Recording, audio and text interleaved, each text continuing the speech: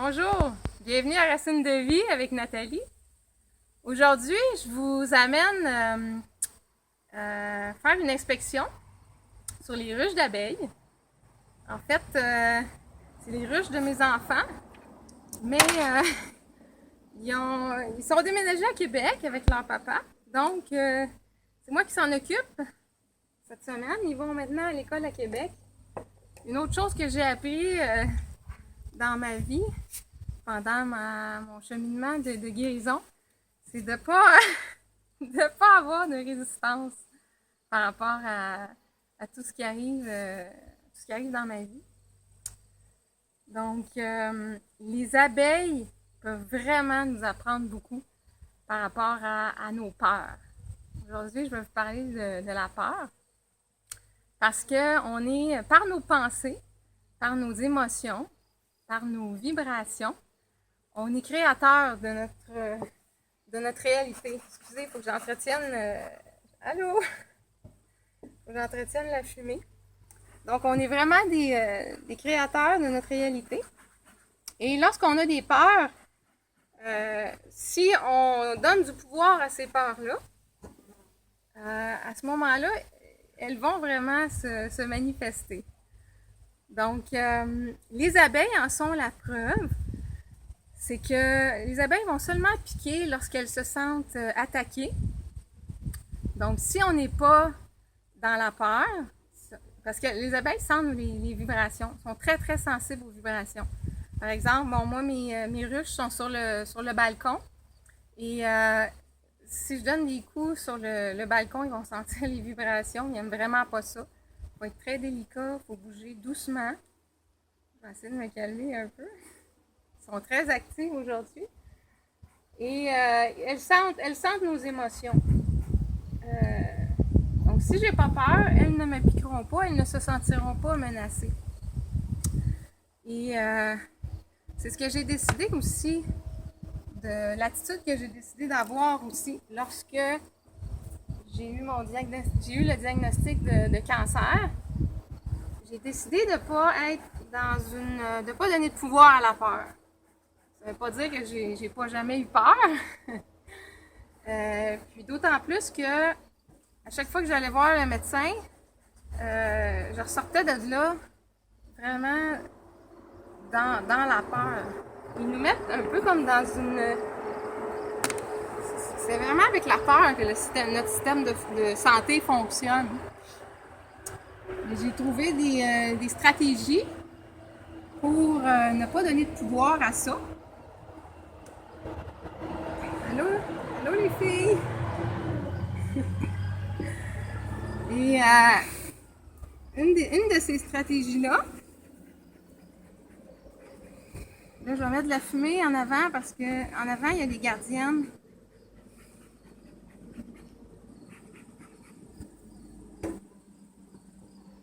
Ouais. Aujourd'hui, je viens inspecter, voir comment va la reine. Si j'ai juste une reine, on veut juste avoir une reine. S'il y a de la ponte. Et puis aujourd'hui aussi, je vais nourrir mes abeilles parce qu'on est, c'est l'automne. Et puis, c'est ça, je vais aussi leur faire un traitement contre un acarien qui s'appelle la varroise.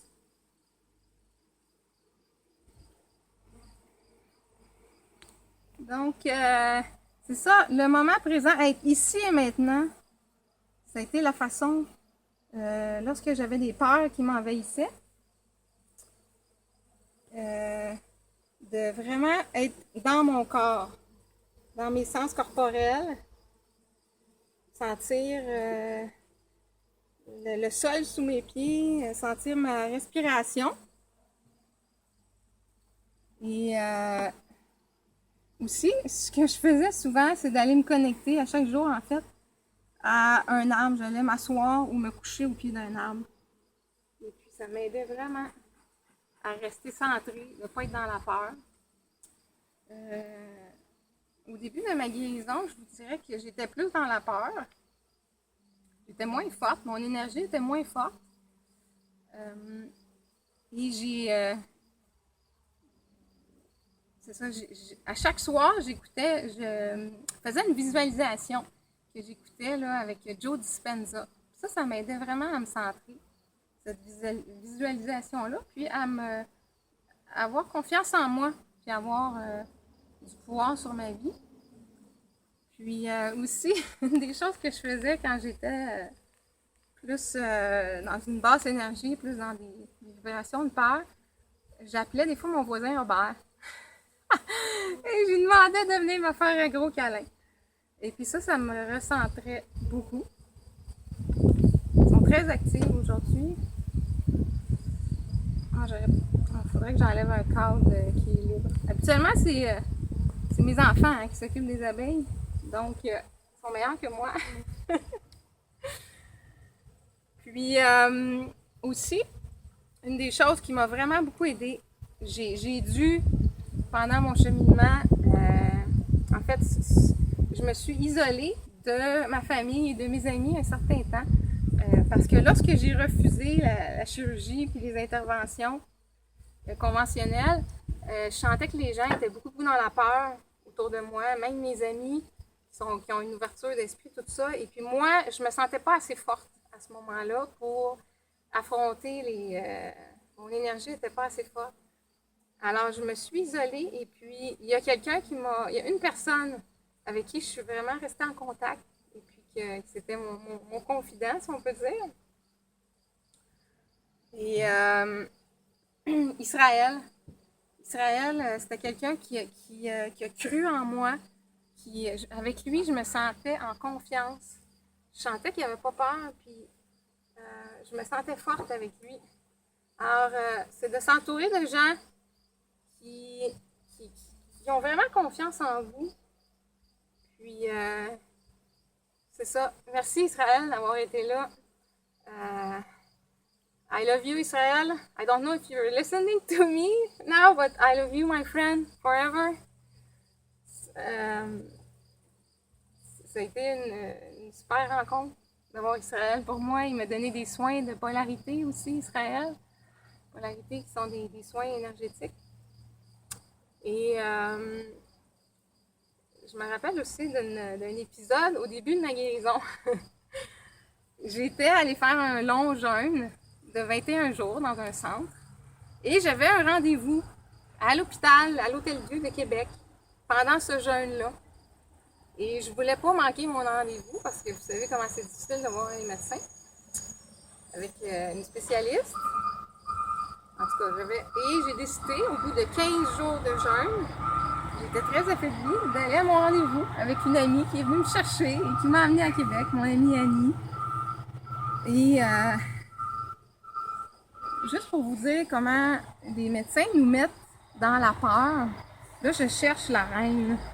Je vais me lever. Je cherche la reine, on veut une reine. Et c'est ça. Regardez ça si c'est beau. Regardez ça si c'est beau. Ça travaille fort, hein? Beau travail d'équipe. Je te dis qu'on devrait prendre l'exemple là-dessus. Donc, alors j'étais affaiblie et là, pendant que j'étais avec le médecin, bon, c'est sûr qu'elle m'a mis vraiment dans la peur. Et puis, j'ai fait un choc vagal, c'est-à-dire que je me suis pratiquement évanouie parce que toutes les émotions que ça me faisait vivre et j'étais déjà très vulnérable étant donné que toute mon énergie était à détoxifier mon corps. J'étais à 15 jours de jeûne. Puis, ça n'a pas été une super idée d'aller quand même au rendez-vous. Et la médecin n'était pas du tout ouverte au jeûne. Donc, on apprend, là, on apprend. Donc, c'est de se mettre dans des conditions, se mettre vraiment dans des conditions où on se sent bien entouré, avec des gens qui ont confiance en nous. Puis, parce que lorsqu'on a peur, je la trouve pas, la reine. Lorsqu'on a peur, ça affecte toute notre énergie, notre champ électromagnétique autour de nous, notre champ aurique. Et c'est vraiment pas des conditions propices pour la guérison.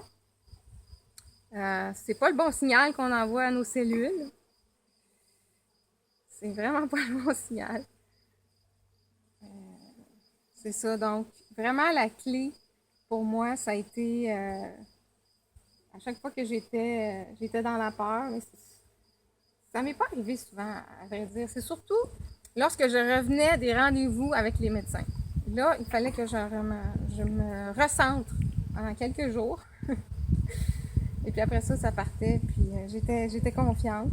La danse m'a aidé beaucoup à être dans le moment présent aussi.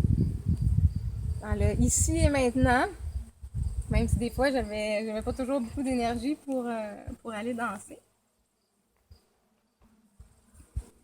Puis, ce que je voulais vous dire, en fait, regardez, là, je suis entourée d'abeilles, j'ai pas peur, ils me piquent pas. Je me suis jamais fait piquer jusqu'à date. Mes enfants non plus. Ça veut pas dire que je me ferai jamais piquer, mais quand on envoie des vibrations de confiance, de joie, il n'y en a pas de problème. Sinon, la peur, oui, ça peut être utile. Je me souviens d'une fois où j'étais en promenade dans le bois avec mes enfants à cueillette de champignons, avec mon chien aussi. Puis, à ce moment-là, il y a eu une martre qui a sauté, qui était dans un arbre, qui a sauté sur la tête de mon chien. C'est un animal qui est tellement agressif. Je me suis jamais sentie comme ça. J'ai vu souvent des arbres, des ours dans ma vie. J'ai jamais eu peur. Mais là, je me suis sentie vraiment menacée et tout mon système sympathique s'est activé. L'adrénaline, j'étais prête à protéger mes enfants. J'ai jamais crié comme ça de ma vie. Ça venait vraiment de mon ventre. Et mon cri était tellement fort que ça a fait peur à la martre. Donc la peur, oui, ça peut être utile quand on est vraiment menacé, mais souvent c'est une illusion qu'on crée dans notre mental, dans notre cerveau. Alors, il faut apprendre à transcender ça. Puis, c'est ça. En fait, notre système de santé actuel, le système de santé conventionnel est basé vraiment sur la peur, en prescrivant des médicaments et en enlevant des organes, plutôt que de travailler sur la source du problème. Je pense qu'il y a une autre façon de faire. Et la peur aussi, historiquement, ça a donné beaucoup de pouvoir. C'est ce qui a donné le pouvoir aux dictateurs, aux tyrans, aux seigneurs, aux rois. C'est comme ça qu'ils fonctionnaient avec la peur. Puis encore aujourd'hui, le système fonctionne beaucoup avec la peur.